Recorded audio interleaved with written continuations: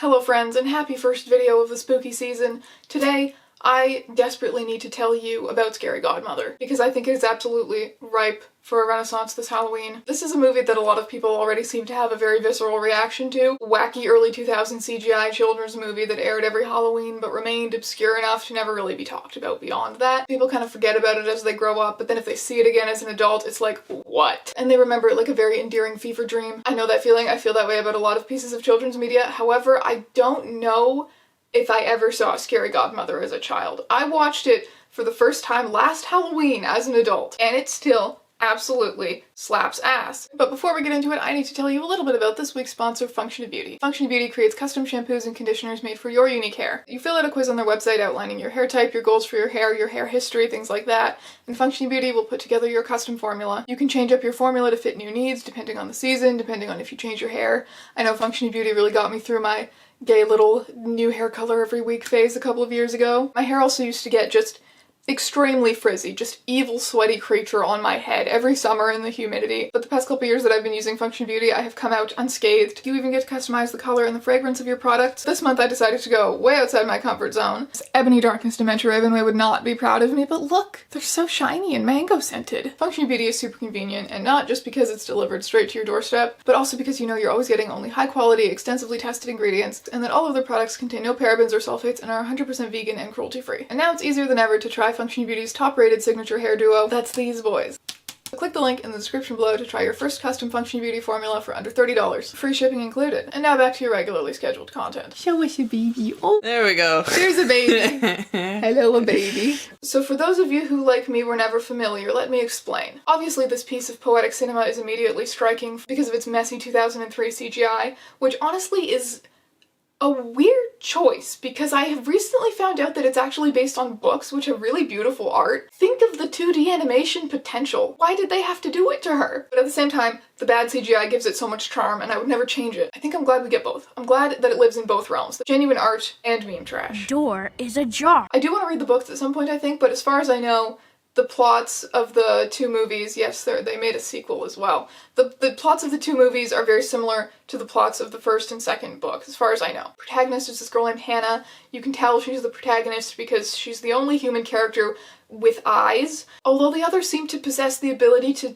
like, grow eyes, or, like, I don't claim to know how eye physics works in this universe. It's like anime hair, it's beyond us. Anyway, Hannah's cousin Jimmy is stuck babysitting her during Halloween, and he's very butthurt about it. So his three friends, I'm sorry, is that a weed bunt? Jimmy's three weed-smoking girlfriends also decide to go along with his plan to terrorize a child. Honestly, they can do better. They seem like they just want to have a good time, especially SUV Kid. I'm a baseball player in his SUV. Door is ajar. Door is ajar. Door is ajar. You just left your baby cousin to the mercy of killer monsters on Halloween night, and you're concerned with the additions and upgrades in my cardboard SUV? I wish SUV Kid nothing but clear pores. So they send Hannah into the local spook house, the local creepy abandoned house. For someone who was very butthurt about babysitting, Jimmy really expends a lot of energy on her and time. As far as I know, they all just wait outside while she's just crying, locked in an abandoned house. But that, my friends, is the moment when her scary godmother comes to her and drops some of the hottest tunes you have ever heard.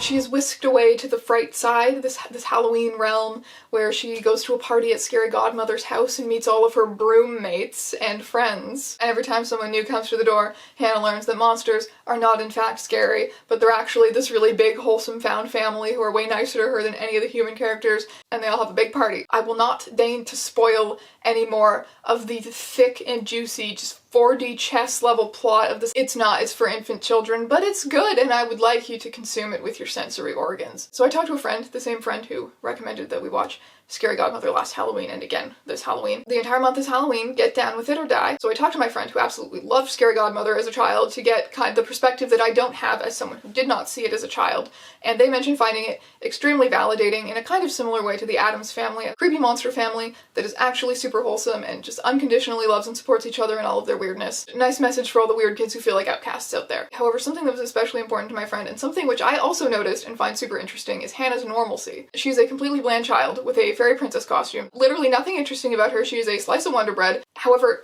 we found it. This is one of the only situations in which I will endorse a Wonder Bread everyman protagonist. She's an outcast kid who's being bullied, but there doesn't need to be anything visibly strange about her. And in the second movie, she's still a fairy for Halloween. Nothing about her needs to change to be accepted. And I think it's a good choice that makes the narrative stronger. Whereas something like the Addams Family feels a little more exclusive, you'd probably have to marry into it, you'd probably have to marry Uncle Fester. And there'd still be rules, there's still judgment on outsiders. I love the Addams Family, absolutely zero anything wrong with the Addams Family. I'm just saying that Scary Godmother offers something different and in some ways more comforting to the weird outcast little kids. No one in the Scary Godmother house is even related, really. They're broom mates. I mean, okay, there's the vampire family, but they don't live there. I'm more fixated on the broom mates. It just feels so hodgepodge found family. So the cast. There's Scary Godmother, obviously. Her personality is pretty much that she just stands Halloween, exists to spread the love of all things spooky. She's like Halloween Santa Claus, very much the mom friend of the squad. This friend group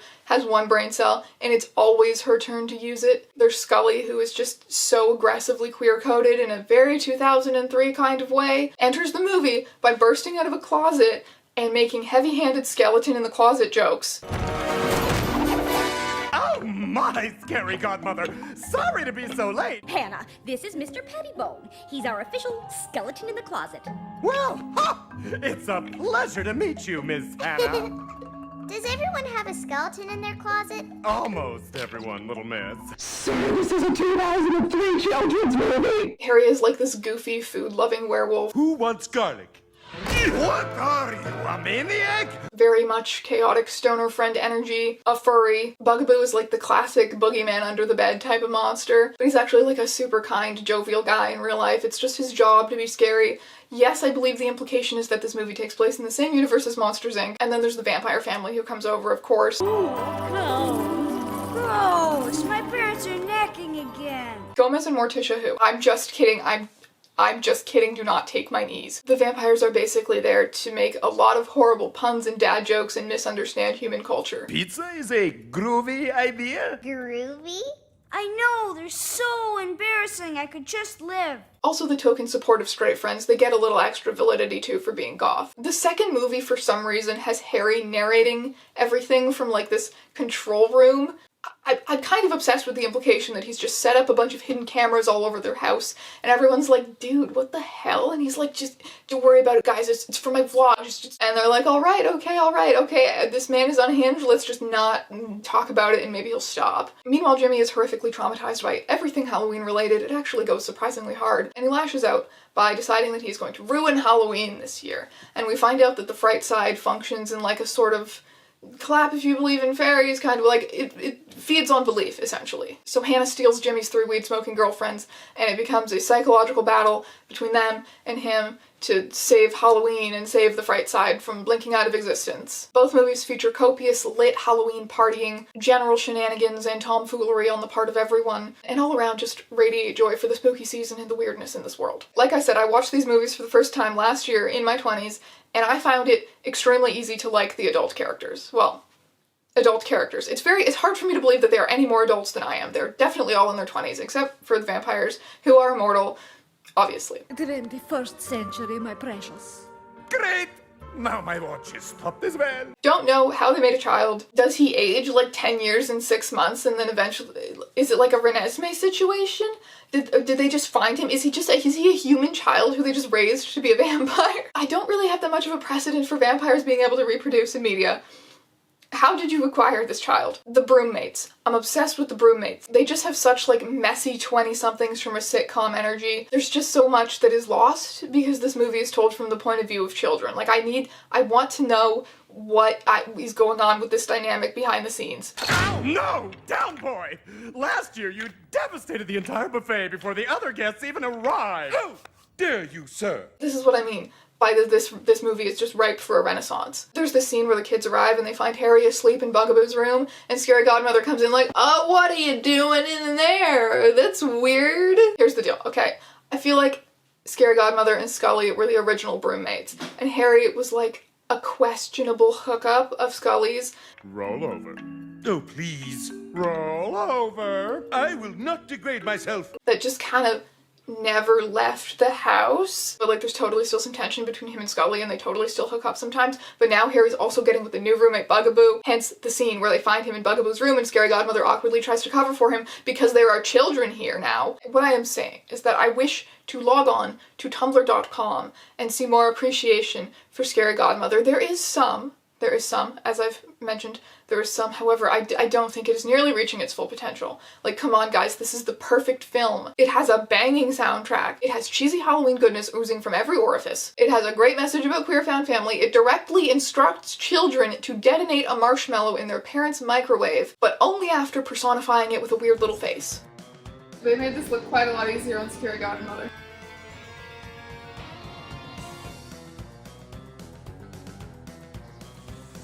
I recommend this as a romantic dinner for everyone. Bye! We love you! Have a good time.